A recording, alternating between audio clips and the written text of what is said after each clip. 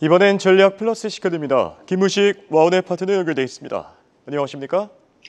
네, 안녕하십니까?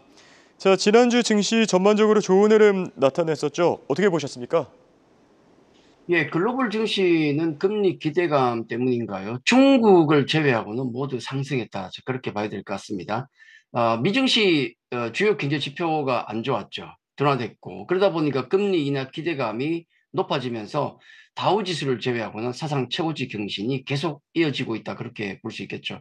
ISM 제조업 지표도 그랬었고 6월 고용 지표 금요일 나온 수치 같은 경우도 비농업 부문 같은 경우는 이제 예상을 넘어서는 수치를 보였지만은 4, 5월치가 하향이 돼버렸고요. 실업률 같은 경우 4.1% 예상을 넘어가면서 역시 금리 인하를 할 명분이 조금씩 커지고 있다. 그렇게 대체적으로 보고 있습니다. 9월 금리 인하 가능성이 거의 한 70% 후반대 정도가 나오니까 그리고 한 두 번 정도를 앞으로 더 보는 것 같습니다. 자, 한 주간 미증시는 금융주가 괜찮은 점도 있었겠지만은 역시 빅테크 중심의 강세가 여전히 이어지고 있다. 그렇게 봐야 되겠죠. 다만 이제 그러다 보니까 다른 섹터의 소외 현상은 나오고 있다는 것은 어쩔 수가 없습니다. 우리도 그렇고 미국도 그렇고 가는 종목만 간다. 그렇게 볼 수 있겠습니다. 자, 테슬라가 가장 큰 특징주인데 차량 인도량, 6월 차량 인도량이 전분기 대비해서 넘어섰죠. 거기다가 목표가 상향도 있었고 또 중국 관용 차량 관련해서 또 중국 모멘텀도 있고요. 거기다가 로보택시 기대감 8월 8일에 공개가 된다고 하죠. 로보택시와 기대감 등으로 한 주간에 무려 27% 급등을 하면서 역시 미국 기업 걱정할 필요 없다는 얘기가 맞는 것 같습니다. 자, 거기다 애플과 마이크로소프트, 메타 같은 경우도 엔비디아가 쉬어가는 구간에서 한 주간 3에서 한 5% 상승 시장을 이끌었고요. 다만 이제 한 주간 트럼프와 바이든의 대선 토론 관련 후폭풍은 조금 있었다 정도가 되겠습니다. 자, 국내 증시는 그야말로 삼성전자의 대단한 어떤 상승세가 가장 돋보였죠. 실적 발표가 나왔지만 어쨌든 대형주가 지금 시장을 이끌고 있다. 그렇게 봐야 될 것 같습니다. 주간 동안에 트럼프와 바이든의 대선 토론 때문에 영향 때문에 조금 시끄러운 것도 있었겠지만은 7월 들에 이제 실적 발표한 삼성전자 슈퍼 서프라이즈가 나왔다 봐야 되겠죠. 해서 외국인 매수가 강력하게 들어오고 있는데 거기다 선물 매수까지 들어오면서 금융 투자의 대규모 또 현물 매수를 이끌어내면서 대형주가 시장을 이끄는 특징을 보이고 있습니다. 거기다가 밸류업 종목들도 강한 편이지 않습니까? 한몫했다 그렇게 봐야 될 것 같습니다. 이제 아쉬운 점은 수급 구심점이 없는 코스닥 같은 경우가 그다지 지금도 좋은 모습은 아니고 하락 종목수가 여전히 많았다는 점. 그리고 이제 바이오주의 강세, 테슬라 급등에 따른 2차 전지주 강세, 약간 반등 시도는 좋았지만은 역시나 마찬가지로 쏠림 현상은 상당히 좀 부담스러운 부분이었다. 그렇게 말씀드리겠습니다. 알겠습니다. 지난주 증시 상황 전반적으로 짚어봤고요. 자, 이번 주에도 빅 이벤트들이 많습니다. 우선 CPI가 발표되고 파월 의장의 발언도 있고 여기 기업들의 실적 발표까지 이어지거든요. 이번 주 어떻게 보십니까? 네, 지난주는 미국 경제 지표의 둔화, 또 삼성전자 실적 서프라이즈, 이게 시장을 이끌었는데, 이번 주도 약간 비슷한 느낌으로 봐야 될 것 같습니다. 금리 인하 기대감이 과연 어디까지 갈 것인가.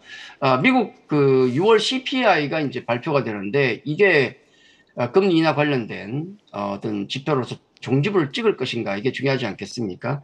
제조업 지표, 고용 지표가 다 부진한 상황에서 인플레 지표가 과연 종집을 찍을 것인가? 자, 이 부분 체크하는 게 가장 중요할 것 같고 거기다가 파월 연준 의장의 통화 정책 보고 이것도 역시 중요할 것 같습니다. 그 외에 이제 이번 주는 섹터에 영향을 미치는 이벤트도 좀 있는데요. 방산주와 관련해서 나토 정상회의가 9일부터 있습니다. 그리고 삼성전자의 어떤 행사가 두 가지가 정도가 있고요. 또 TSMC의 6월 판매, 또 우리나라 금통위도 있는데 조금 주목을 볼 필요도 있을 것 같고, 또 미국 금융주 실적 발표가 이어지면서 본격적으로 이제 실적 시대에 들어간다 그렇게 봐야 될 것 같습니다. 자, 이런 일정을 놓고 보면 지난주는 많은 일정이 있기 때문에 확인 심리도 있겠지만은 삼성전자 잠정 실적 발표, 외국인 수급이 가장 중요하다는 말씀을 드렸는데 삼성전자는 서프라이저가 나왔고 외국인은 대규모 현선물 매수를 이어갔죠. 역시 이번 주도 마찬가지로 국내 증시의 수급주의는 여전히 외국인입니다. 그러다 보니까 어떤 대형주 중심의 매수세가 이어지고 있는 부분이 있는데 삼성전자는 LG전자 같은 경우 실적 발표가 나왔는데 역시 이에 호응을 하고 있는 것이 아닌가. 또 밸류 프로에 대한 정책 우리 정책 당국의 의지도 계속 읽히고 있지 않습니까? 자, 그렇게 놓고 본다 그러면은 추가 지수 상승에 대한 기대감은 조금씩 높아지고 있다. 외국인이 매수하면 답이 없죠. 답이 없는 게 아니라 답은 정해져 있다. 그렇게 전망을 말씀드리겠습니다. 네, 끝으로 이번 주 투자 전략도 궁금한데요. 최근 증시를 보면은 가는 종목만 가고 정체된 종목들은 정체되는 양극화 현상이 심해지고 있죠. 투자 전략 어떻게 짜보면 좋겠습니까? 예, 멘탈이 어떨 땐 바사삭 부서지기도 합니다. 가는 쪽 보면 가니까. 지난번에 우리 제가 빈집털이라는 표현을 좀 썼지 않습니까? 우리는 외국으로, 미국 시장으로 떠나고 있는데 외국인들은 공습에 가까운 매수 수위를 지금 보여주고 있습니다. 향후 이제 밸류 프로그램의 수혜는 갖다가면 모두 외국인이 독차지하지 않을까 하는 걱정이 좀 되고 있는데요. 자, 우리 지난 금요일 지수를 놓고 보면 1862포인트를 찍었는데 아쉽게도 하락 종목 수가 여전히 많았습니다. 여전히 가는 종목만 가는 어떤 그런 장세이기 때문에 멘탈 관리가 좀 필요하다는 생각이 드는데요. 첫 번째는 그런 종목이 없다면 편입의 용기도 있어야 됩니다. 두 번째로 만약에 그럴 용기가 없다면 나중에 내 종목이 갈 때도 지금 움직이는 종목들처럼 급등세 패턴이 나올 수도 있다. 아마 그렇지 않겠습니까? 자, 그런 생각을 가지면서 좋은 종목이라면 여전히 여유를 좀 가지자는 말씀을 좀 드립니다. 우선 외국인이 주도하는 장이기 때문에 대형주에 대한 관심은 계속될 수밖에 없습니다. 삼성전자라든지 SK하이닉스, 현대차, 기아, 삼성물산, 밸류업 뭐 이런 종목들은 기본적으로 갖고 있어야 되지 않을까. 그리고 하나 주목해야 될 것은 초대형주에서 외국인들 수급이 이제는 삼성전기라든지 LG전자와 같은 아래쪽 종목으로 조금씩 확산되고 있는데 이것도 좀 주목해서 보셔야 된다는 말씀 좀 드리겠고, 우리 엔비디아 지금 쉬고 있지 않습니까? 하지만 사실 미국의 빅테크 주들 퍼밸류 20배에서 30배 이상까지 끌어올린 게 AI와 엔비디아 아니겠습니까? 그런 관점을 생각하면 관련주 계속 관심 있게 보셔야 되는데 반도체가 되겠죠.